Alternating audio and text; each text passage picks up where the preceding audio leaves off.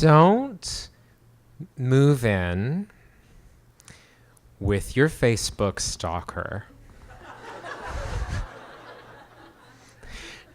That's a lesson that probably most of you won't have to learn the hard way. And yet, 10 years ago, in September of 2005, I moved in with my Facebook stalker. So this is not a story about one of my own personal obsessions. It is a story about being the object of somebody else's obsession, and I know that sounds really douchey, but it is so much less glamorous than it sounds like it could be. So I was, in 2005, the tender age of 20. I was heading into my third year of university. And I thought that at that point, I had sort of paid my dues in terms of weird roommate situations. Like, I'd had the roommate in first year at Res who was this homophobic farmer / gravedigger who would practice both his trombone and his nunchucks in our room, like the bedroom that we shared. And then in second year, I had lived in this big, crazy, sort of charmingly slummish house with 8 roommates, I believe 6 of which were involved in these couplings that would sort of dramatically break up or dramatically reunite or just like noisily hook up in the middle of the night. So I was like, I'm done with all of that nonsense. Things were going to be different this time. I was just going to live with one roommate, my old dear high school friend Devora. I was like, we get along great. There's going to be no drama between us. And we had even found a place that for the person that I was at that time, I thought was really nice. There was a vegetable garden, right? There was a pretty big kitchen. There was on-site laundry. There was this big, beautiful bay window in Devora's bedroom. Mine was also okay. But the one problem that there was with this place was that it was a 3-bedroom apartment. And the third bedroom was this tiny little room in the basement with low ceilings and no windows, and it was sort of painted the color of coagulated blood. And so we tried to like convince our friends to come move in with us, but they all deemed the room creepy and unlivable. Even when we said, we would lower the rent for them in this room. So we decided that we needed to cast a wider net. Enter my Facebook stalker. So Monica, and that is not her real name, had started sending me messages on Facebook the previous spring. And we had never met in real life, but we had a couple of mutual friends. And what you need to remember about this is that this is not Facebook circa 2015. This is www.thefacebook.com circa 2005, okay, right? Where it was just these closed networks for university kids. And it was way smaller. And so, now if somebody sent me a message and I only had like a couple of mutual friends with them, I would assume that they were some kind of webcam robot or like a phony Nigerian prince. But back then I was like, this legitimately is a friend of mine. I'll respond to them. And she had been to see a play that I'd written that had been performed at a festival in town. And she had some really nice things to say about it. And she was also a student at U of T. She was also an aspiring writer. And she wanted to ask me about my craft. And so I was vain and pretentious, and that flattered me. And I listened to her compliments, and I would send her some probably not that great advice about writing. And when she sent me a friend request, I accepted. And when I made a public posting looking for a new roommate, she was one of the first people to respond. So I wish that I could say that when I first met her in real life, she seemed like a totally normal person. But if I'm honest, there was at least one major red flag that I totally regret ignoring. I had met up with her, Devora and I had met up with her to talk about all of the apartment-y stuff. But before we got down to leases and first and last month's rent, we decided we were having some small talk, and we discovered that Monica and I were both big fans of HBO's 6 Feet Under, which was then in its final season. And she said, "Did you see last night's episode yet?" And as I was in the middle of saying, "No, I haven't watched it yet," when she immediately blurts out, "Nate dies!" Who does that? Like, who does that? I know for some of you, I maybe just did that. But, like, I gave you guys a decade to catch up on 6 Feet Under. This chick gave me one night. It's not cool. The second red flag was on the day that she moved in. Her mom, who was this real sort of suburban type A power, like she would be like a villainess on an episode of a sitcom, you know? She was helping her move in, and she took me aside at one point, and I thought this was really weird, and she's like, "You know, you and Devora are going to have to do everything for Monica. She doesn't know how to do anything." And I was like, that's a really weird thing to say. But at the time, I was like, this is just some anxious mom whose baby is leaving home for the first time. And she's kind of freaking out about nothing. And I'm sure it'll all be fine. But then the favors started, you know, and again, some of them sort of appealed to my vanity. You know, she would always be asking me to edit her essays for school or her articles for student newspapers or this new play that she was trying to write. But then, like, she also had to ask me to install her bike light or show her how to use the laundry machines or change batteries and light bulbs for her. Her mom was right. She couldn't do anything, and yet she did so much. There was the sort of the impromptu scat singing around the house. There was the talking to herself in the third person so loudly that you could hear it from another floor. She one time borrowed a pair of shoes from Devora without asking, and then just left them ruined on the kitchen floor with no explanation.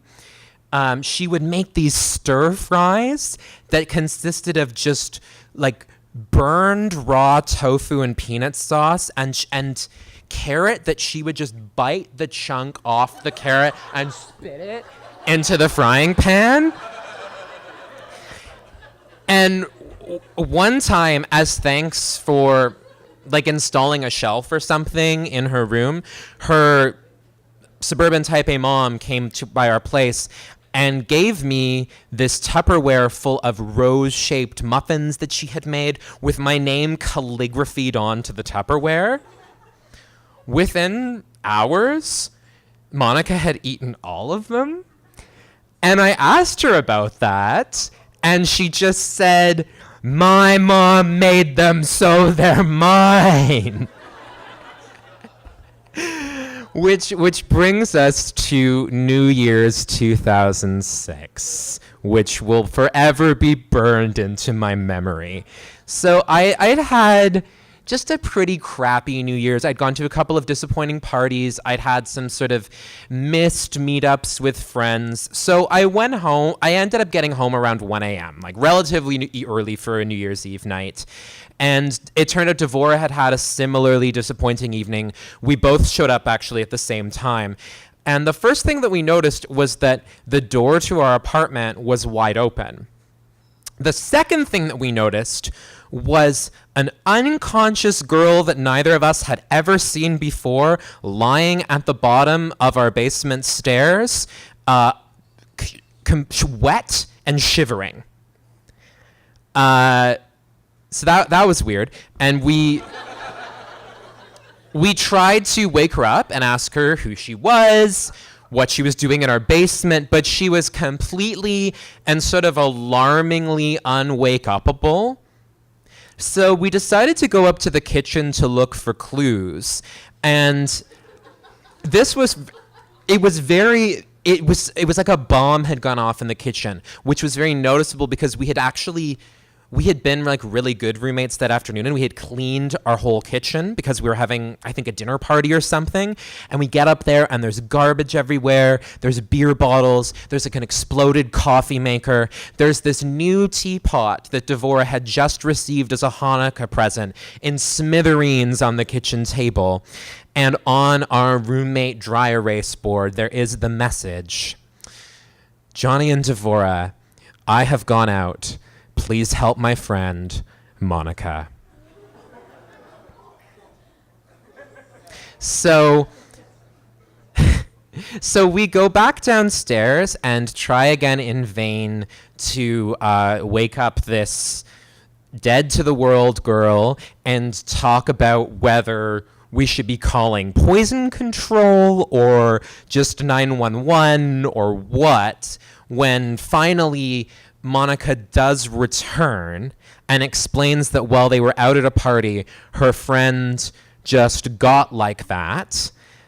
And then after leaving her for a while lying in the rain in the streets, explaining the sogginess, she loaded her most likely roofied friend into a cab, brought her home, deposited her on this tile floor, and fucked off back to the bar.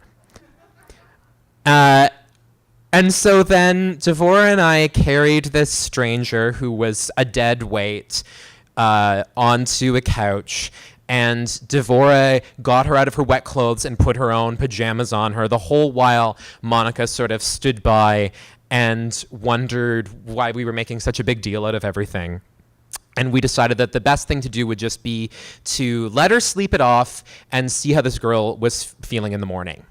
So the next morning I got up, and Monica and her now revived friend were in the kitchen having breakfast.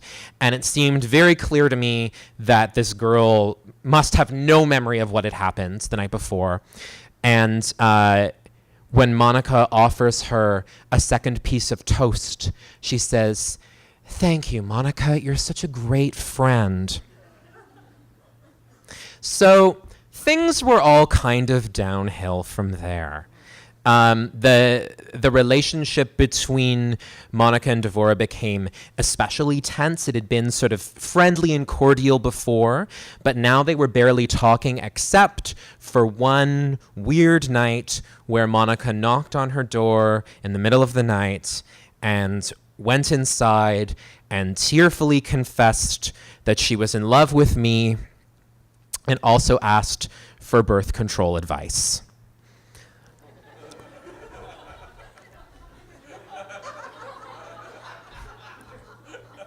Not so long after, I had my own late night visit to Devora with a tearful confession of a different nature.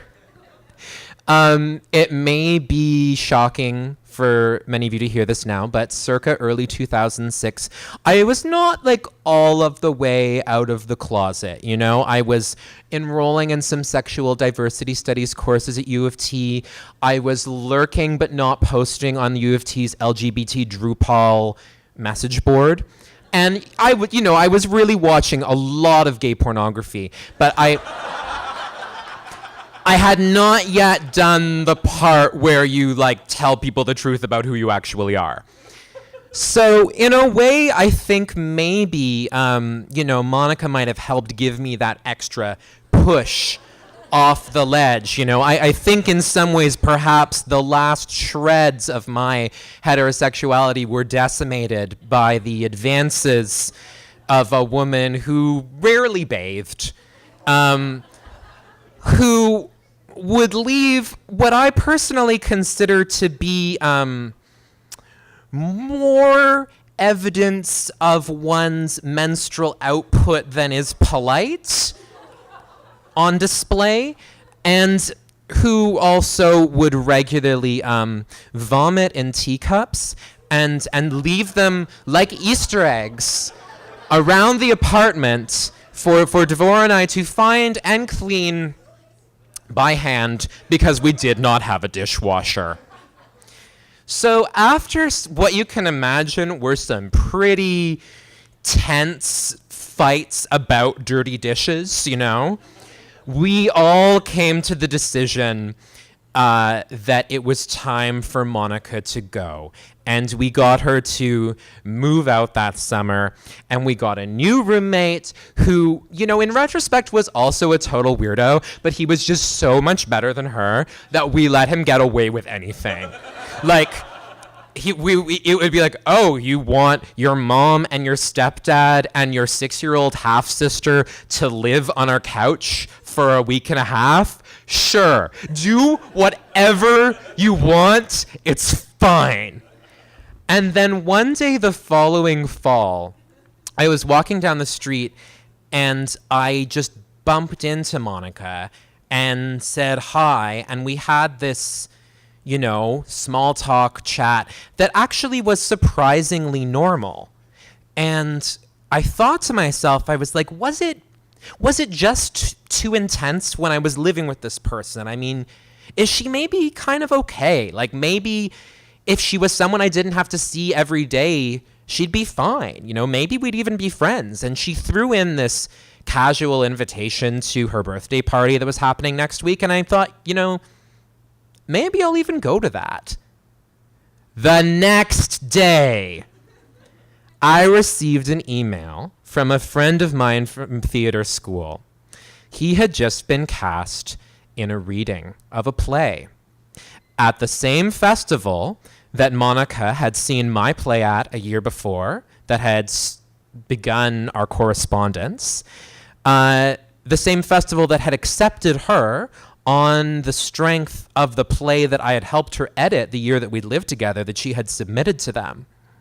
But she didn't want to have that play read. She decided she was going to try something new. It was a new play called The Tea Drinkers.